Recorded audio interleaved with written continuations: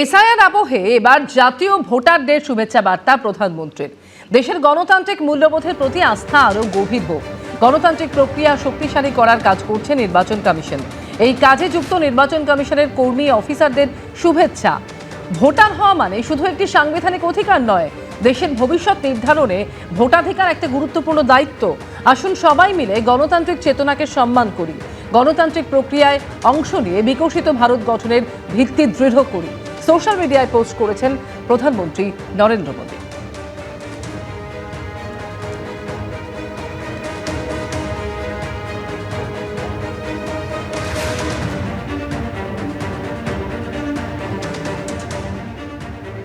রাজ্যে চলছে এসআইআর প্রক্রিয়ার বর্ধমান থেকে চাকুলিয়া। সুপ্রিম কোর্টের নির্দেশের পরেও এসআইআর শুনানিতে হেনস্থা হয়রানির অভিযোগে একাধিক জায়গায় চলল বিক্ষোভ, পথ অবরোধ।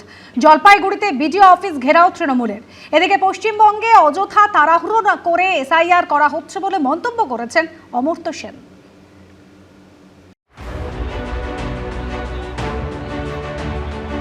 আবার অবরোধ, আবার বিক্ষোভ, আবার শুনানি কেন্দ্রে উত্তেজনা। বিডিও অফিসে ঘেরাও তৃণমূলের। এসআইআর পর্বে আইন শৃঙ্খলা রক্ষায় সুপ্রিম কোর্টের কড়া বার্তার পরও বদলালো না ছবিটা। শুনানি পর্বে হয়রানি হেনস্থার অভিযোগে শনিবার বর্ধমান স্টেশনে রেল অবরোধ করে স্থানীয় বাসিন্দাদের একাংশ। রেল লাইনে শুয়ে শুরু হয় প্রতিবাদ। একদিকে স্টেশনের ভিতর টোটো এনে মাইকে প্রতিবাদ জানানো হয়, পাশাপাশি স্টেশনের বাইরে আগুন জ্বালিয়ে চলে বিক্ষোভ।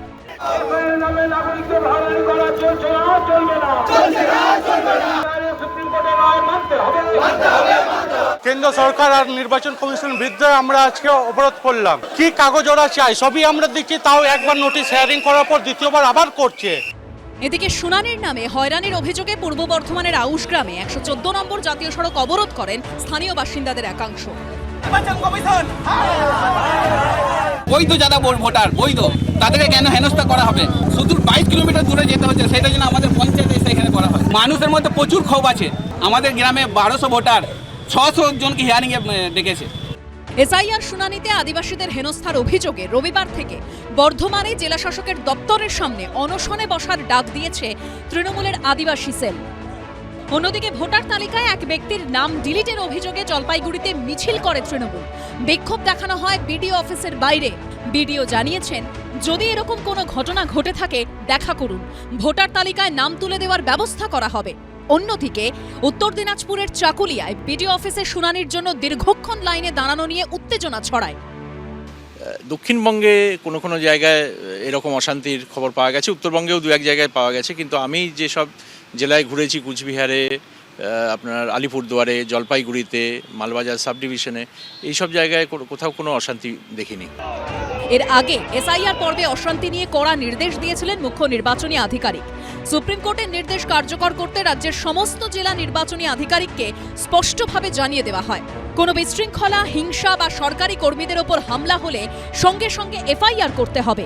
যদি কোথাও হিংসা বা ভাঙচুর চলতেই থাকে, তাহলে সেই এলাকার এসআইআর সংক্রান্ত শুনানি অনির্দিষ্টকালের জন্য স্থগিত রাখতে হবে। তবে শনিবার কোথাও শুনানি স্থগিতের মতো পরিস্থিতি তৈরি হয়নি। অল্প সময়ে বিজেপির নির্দেশে হঠকারীভাবে অপরিকল্পিতভাবে এসআইআর প্রসেস করতে গেছে। তারা কোনো প্রথম থেকে কোনো একটা নির্দিষ্ট নিয়ম কানুন রাখেনি। বিজেপির কখন কিসে সুবিধা হচ্ছে সেই অনুযায়ী মুখে ফতোয়া দিয়ে, হোয়াটসঅ্যাপে সার্কুলার দিয়ে বিএলওদের ঘাড়ে চাপাচ্ছেন বা বাকিদের ঘাড়ে চাপাচ্ছেন। আবার কথায় কথায় বলছেন একে শাস্তি দেবো, তাকে প্রথম শাস্তি তো ওই জ্ঞানেশ কুমার বলে লোকটাকে দিয়ে শুরু করানো উচিত। এই সরকার রাষ্ট্র বিরোধী সরকার, জনহিতকর সরকার নয়। আর সেই কারণে সুকৌশলে বেলডাঙ্গা স্মৃতিকে ধামাচাপা দেওয়ার জন্যই এখন পূর্ব বর্ধমানে রেলে আগুন লাগানো, রেল লাইন অবরোধ করা ইত্যাদির কাজ শুরু করেছে। এদিকে পশ্চিমবঙ্গে অযথা তাড়াহুড়ো করে এসআইআর করা হচ্ছে বলে মন্তব্য করেছেন অমর্ত্য সেন। সংবাদ সংস্থা পিটিআই সূত্রে খবর, নোবেলজয়ী অর্থনীতিবিদ বলেছেন, ভোটাধিকার প্রাপ্ত ব্যক্তিদের যে আসন্ন বিধানসভা নির্বাচনে ভোট দেওয়ার অধিকার রয়েছে তা প্রমাণ করার জন্য নথি জোগাড় করার পর্যাপ্ত সময় পর্যন্ত নেই। এটি ভোটারদের জন্য তো বটেই, ভারতীয় গণতন্ত্রের প্রতিও অন্যায়। অমর্ত্য সেনের কথায়, এ ধরনের গুরুত্বপূর্ণ একটি কাজ অবশ্যই যত্ন সহকারে এবং পর্যাপ্ত সময় নিয়ে পরিচালনা করা উচিত। অথচ পশ্চিমবঙ্গে এসআইআর এর ক্ষেত্রে সেই রকম পরিস্থিতি নেই। সূত্রের দাবি, অমর্ত্য সেনের মন্তব্য প্রসঙ্গে নির্বাচন কমিশনের বক্তব্য, পৃথিবীর যে কোনো কর্মকাণ্ডে কোনো না কোনো ত্রুটি থাকবে। এত মানুষকে নিয়ে যেভাবে কাজ হয়েছে তাতে কিছু ভুল ত্রুটি থাকবেই।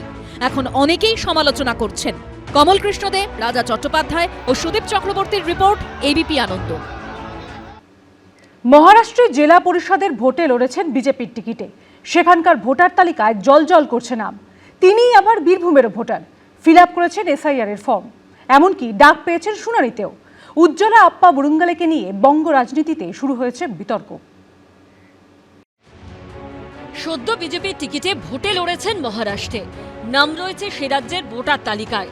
আবার পশ্চিমবঙ্গের ভোটার তালিকাতেও রয়েছে নাম উজ্জ্বলা আপ্পা বুরুঙ্গালে।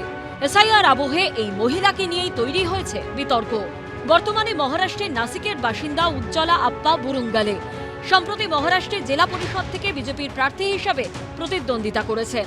কিন্তু দেশের দুই রাজ্যে ভোটার তালিকায় নাম থাকায় এসআইআর এর শুনানিতেও ডাক পেয়েছেন। আমরা কিছু ত্রুটি পাই, সেই অনুযায়ী ওনার হিয়ারিং হয় এবং উনি হিয়ারিংয়ে এসেছিলেন। বীরভূমের দুবরাজপুর পুরসভার 12 নম্বর ওয়ার্ডের 194 নম্বর বুথের ভোটার উজ্জ্বলা আপ্পা বুরুঙ্গালে 2025-এর ভোটার তালিকাতে নাম রয়েছে তার। এমনকি রাজ্যে এসআইআর পর্বে এনুমারেশন ফর্ম ফিল আপ করে জমাও দিয়েছেন। এরপরও অবশ্য শুনানিতে ডাক পান তিনি। আজকে সকালে আমাকে ঊর্ধ্বতন কর্তৃপক্ষ ফোন করে এবং আমাকে জানায় যে উজ্জ্বলা আপ্পা বুরুঙ্গালে ওনার একবার ফিল্ড ভেরিফিকেশন করতে হবে। আমরা সেইভাবে ভেরিফিকেশন করি এবং ভেরিফিকেশন করে পরে আমরা সেই রিপোর্টটা আমরা ঊর্ধ্বতন কর্তৃপক্ষকে দিয়ে দিয়েছি। কিন্তু পশ্চিমবঙ্গের ভোটার তালিকা থেকে নাম না কাটিয়ে কিভাবে মহারাষ্ট্রের ভোটার হয়ে গেলেন উজ্জ্বলা আপ্পা বুরুঙ্গালে?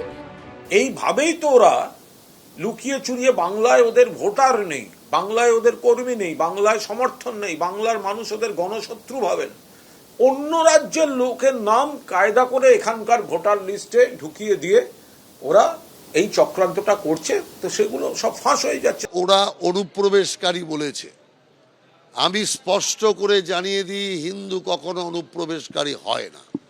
2 নম্বর বিষয় হচ্ছে, যদি তৃণমূলের অভিযোগ সত্য থাকে, তৃণমূলের অভিযোগের পেছনে যদি কাগজপত্র থাকে, তাহলে ইলেকশন কমিশনে কেন আবেদন করছে না?